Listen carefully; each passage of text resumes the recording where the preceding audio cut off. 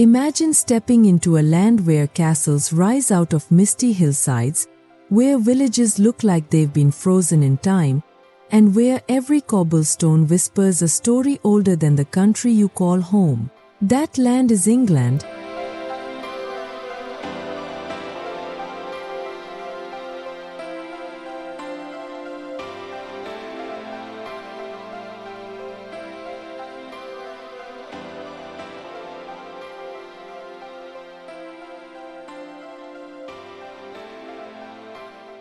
A place that's far more than fish and chips, red buses, and the Queen's Guards at Buckingham Palace. For centuries, England has been the backdrop of legends, the birthplace of revolutions, and the keeper of mysteries that the world is still trying to unravel.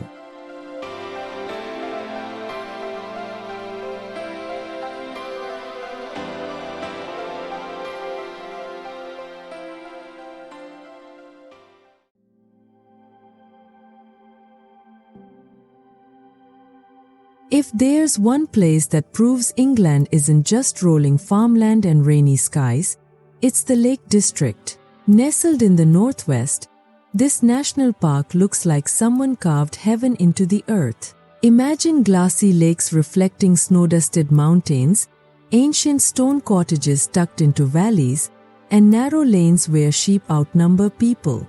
But what makes the Lake District more than just a postcard is its soul. This place has inspired poets, painters, and dreamers for centuries. William Wordsworth, one of the greatest romantic poets, wrote most of his masterpieces here. He once described the area as the loveliest spot that man hath ever found. And when you stand at the edge of Lake Windermere, watching the morning mist curl like smoke across the water, you realize he wasn't exaggerating.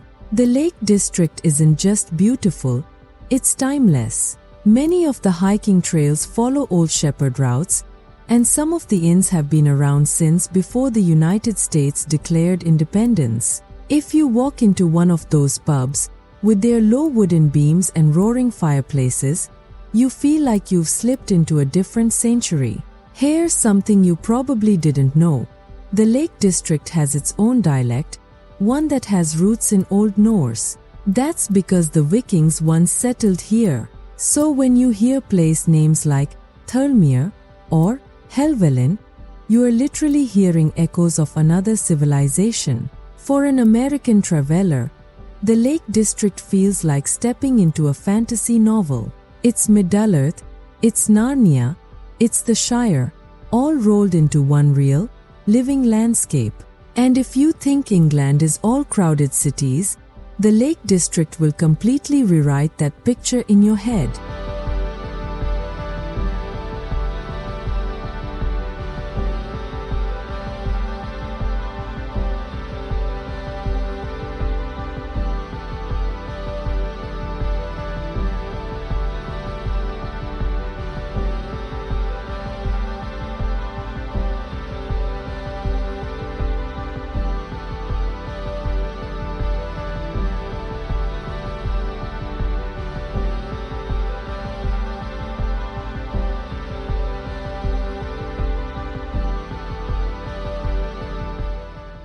If the Lake District is England's wild, poetic heart, then the Cotswolds are its storybook soul. Imagine honey-colored stone cottages, gardens spilling over with roses, and little lanes so narrow that two cars can barely pass each other. This isn't Disney. It's real, and it has been standing quietly for centuries. The Cotswolds stretch across several counties, like Gloucestershire and Oxfordshire, forming a patchwork of rolling green hills and villages that feel frozen in time. What's fascinating is that these towns were once booming hubs during the medieval wool trade. Sheep made England rich, and the wool that came from the Cotswolds was called Cotswold lions because of its quality. That wealth is why you'll see towering stone churches that feel far too grand for such tiny villages. They were built as status symbols, monuments of prosperity left behind by merchants who lived 500, but what makes the Cotswolds unforgettable isn't just the history. It's the ambience. Americans often describe it as stepping into a movie set because, well, it actually has been. Hollywood loves the Cotswolds. Films like Stardust, Bridget Jones' Diary, and even scenes from Harry Potter were filmed in these dreamy villages. And yet, despite this fame, the Cotswolds aren't overrun by modernity. You'll still find local tea rooms where scones come fresh from the oven, pubs where everyone knows each other's names, and even traditional events like cheese rolling. Yes, you heard that right. Every year, people literally chase a giant wheel of cheese down a steep hill in Gloucester.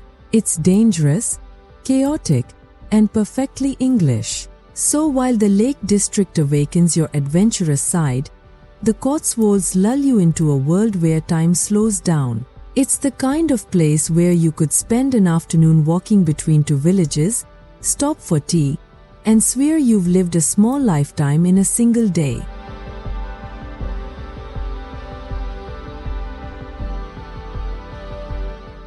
Now, let's step into something altogether different. Where the Cotswolds are charming and cozy, Stonehenge is haunting and cosmic. Rising from the Salisbury Plain, this circle of giant stones has baffled humanity for over 5,000 years. That's older than the pyramids of Giza. Let that sink in. The first time you see Stonehenge, it feels surreal. These massive stones, each weighing several tons, stand in a perfect formation that seems far too precise to be random.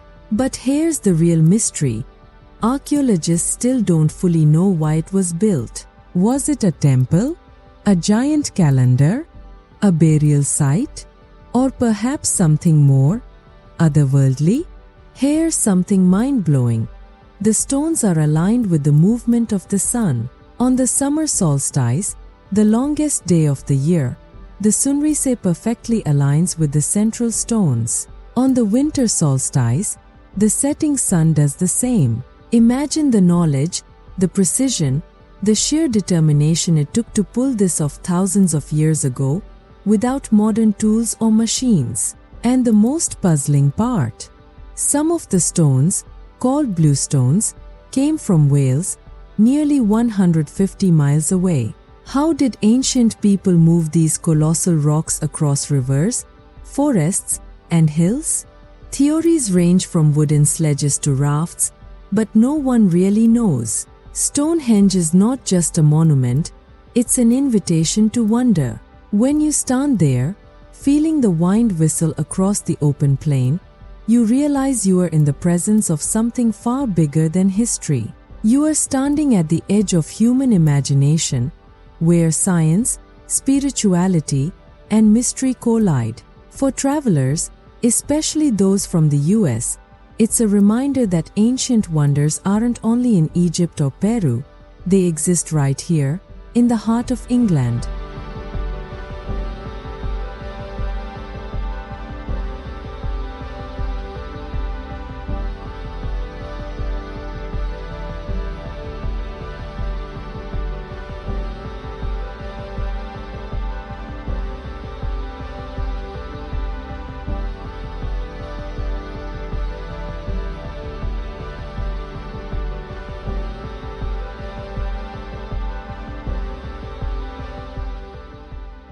If England were a novel, York would be one of its darkest, most thrilling chapters. Founded by the Romans, invaded by the Vikings, fortified by medieval kings, York has lived through more drama than most countries. Walking through York feels like peeling back layers of history. Start with the Roman walls, still standing after nearly 2,000 years. Then wander into the Shambles, a crooked medieval street where the timbered houses lean in so close, you could almost shake hands with someone in the window opposite. Fun fact, the Shambles actually inspired Diagon Alley in the Harry Potter films. But York isn't just charming, it's downright spooky.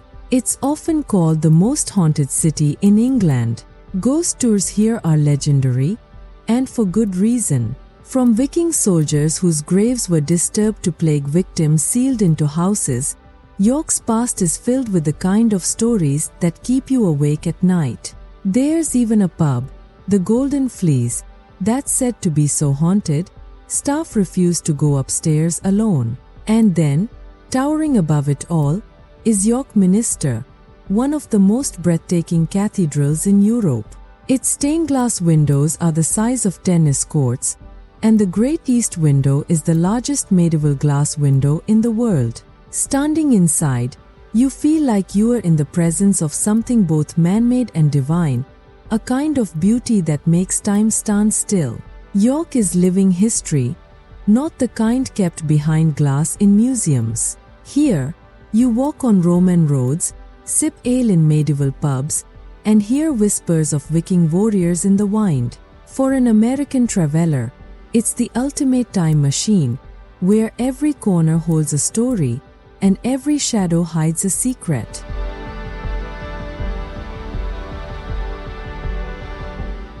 If York is a city of shadows, then Cornwall is a land of legends. England's southwestern tip juts into the Atlantic like a defiant fist, battered by waves, carved by cliffs, and wrapped in myth. This is the land of King Arthur, of smugglers, of forgotten tin mines, and of villages so remote that they still feel like secrets. Stand on the cliffs of Tintagel Castle, and you'll feel it instantly, the energy of myth. This ruined fortress, perched dramatically above the sea, is said to be the birthplace of King Arthur. Whether the legend is true or not doesn't really matter. The wind howls through the ruins, the sea crashes below, and the place practically vibrates with mystery. It's no wonder storytellers for centuries have tied this rugged coast to heroes, knights, and magic. But Cornwall isn't just about legends, it's about survival. For centuries, this was one of the poorest regions of England. Men went underground to work in the tin mines, while women and children clung to fishing villages battered by storms. Out of that hardship came resilience and a deep connection to the sea. Even today, you'll find old smugglers' coves, where contraband once came ashore under moonlight. And then there's the food. Cornwall is home to the Cornish pasty, a baked pastry filled with meat and potatoes, once carried by miners into the depths of the earth. The crimped crust acted as a handle, so their dirty, arsenic-stained fingers wouldn't touch the food. It's a humble dish, but it carries the weight of history in every bite. For travelers, Cornwall feels both wild and romantic. You can walk along windswept cliffs, surf in turquoise bays, and then sit by a fire in a centuries-old pub. It's England's edge, where land meets ocean, and where stories slip into legend.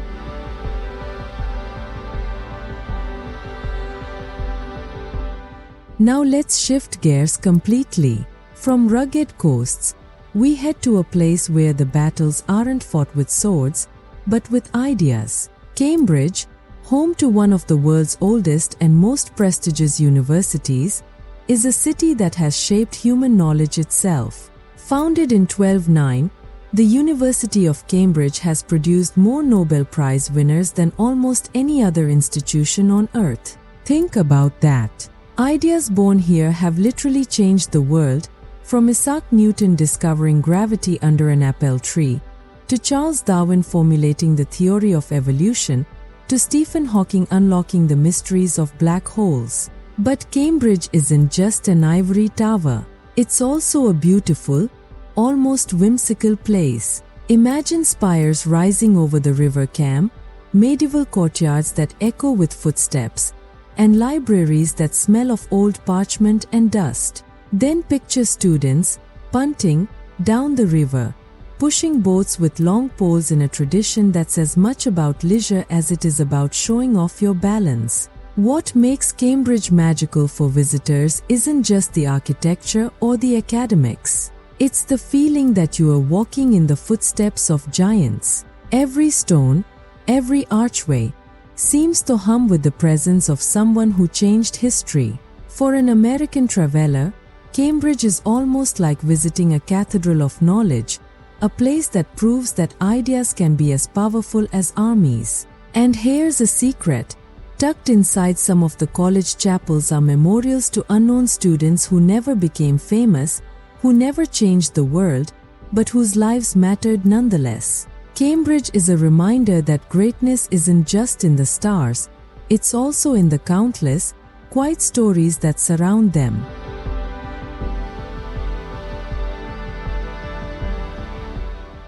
If Cambridge is a cathedral of knowledge, then Bath is a temple of elegance. Nestled in the Somerset countryside, Bath is unlike anywhere else in England. Its golden Georgian architecture gleams in the sunlight, its streets curve gracefully like an artist's sketch, and its history flows, quite literally, through hot springs that have bubbled for thousands of years. Bath's story begins with the Romans, who built elaborate baths here nearly 2,000 years ago.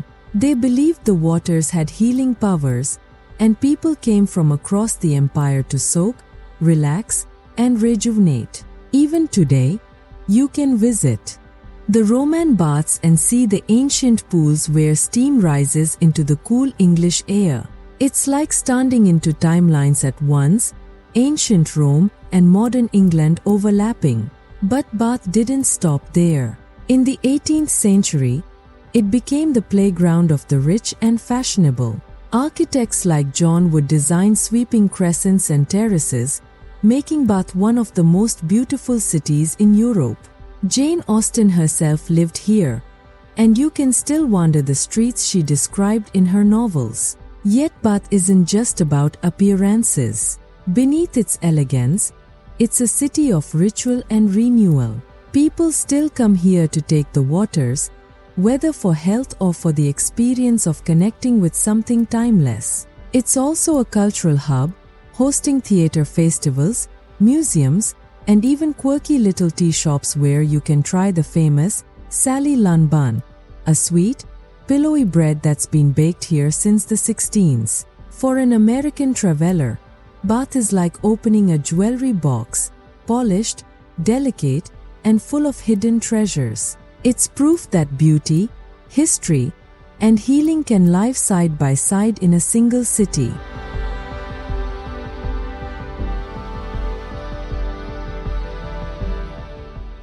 Imagine walking along a beach where every step takes you millions of years into the past. That's the magic of the Jurassic Coast, a UNESCO World Heritage Site stretching 95 miles across southern England. This coastline is more than just pretty cliffs and sandy bays.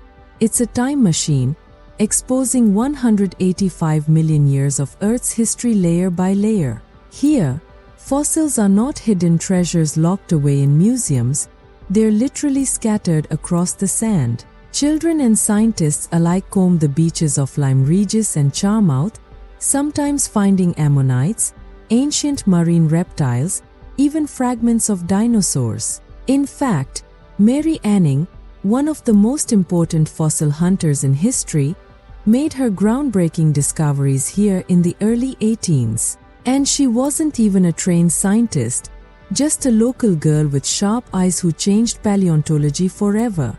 The cliffs themselves are like giant books of stone, chalk, limestone, and sandstone stacked together in colors that shift with the light: white, umber, ochre, and gold. Places like Durdle Door, a natural stone arch rising from turquoise waters, look like they belong in a fantasy film. For an American traveler, the Jurassic Coast is humbling. It reminds you that human history, even England's thousand-year-old castles, is just a blink compared to the story written in these rocks. Walking here is like standing at the edge of forever, a chance to feel small in the best possible way.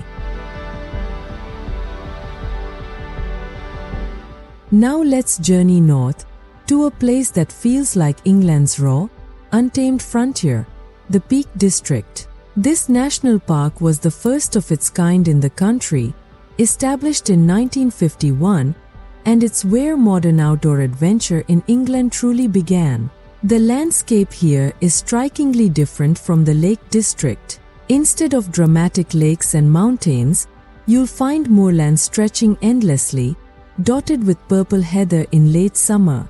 There are windswept ridges, gritstone edges perfect for climbing, and valleys where stone villages nestle like secrets. But what makes the Peak District fascinating isn't just the scenery, it's the sense of rebellion in its history.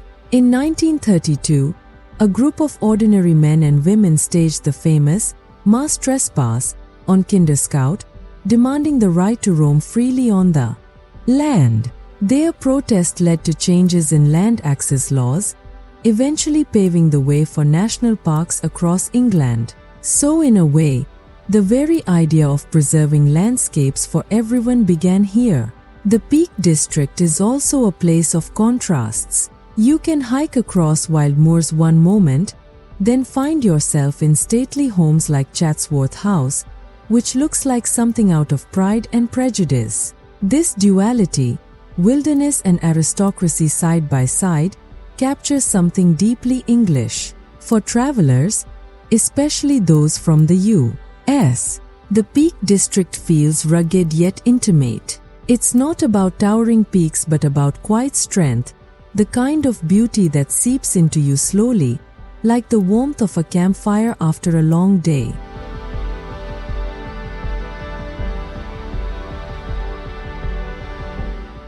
And finally, we arrive at London, the city that needs no introduction, yet always surprises you. London isn't just England's capital, it's one of the world's great crossroads, a city where history and modernity collide in every direction. Think about it. Within a single day, you can stand before the crown jewels in the Tower of London, cross the futuristic Millennium Bridge, see Shakespeare's Globe Theatre, and then ride a glass elevator to the top of the Shard for a view that stretches for miles. Few cities pack in so much variety, so much history, and so much energy. But here's what most people miss. London isn't just one city. It's a collection of villages stitched together. Wander through Notting Hill, with its pastel houses and street markets, and you'll feel like you're in a romantic comedy. Head to Camden and you'll find punk rock, street art, and food stalls from every corner of the globe. Step into Greenwich and you are literally standing on the Prime Meridian, the line that divides the eastern and western hemispheres of the earth. London is also a city of resilience. It survived plagues, fires, bombings, and revolutions, and yet it continues to reinvent itself. For an American visitor, London is like a living encyclopedia. Every street, every pub, every park is a story waiting to be told. And while England's wonders are scattered across coastlines, valleys, and ancient ruins, London is the place where they all come together. It's the finale, the crescendo, the heartbeat of a nation that has shaped the world in countless ways.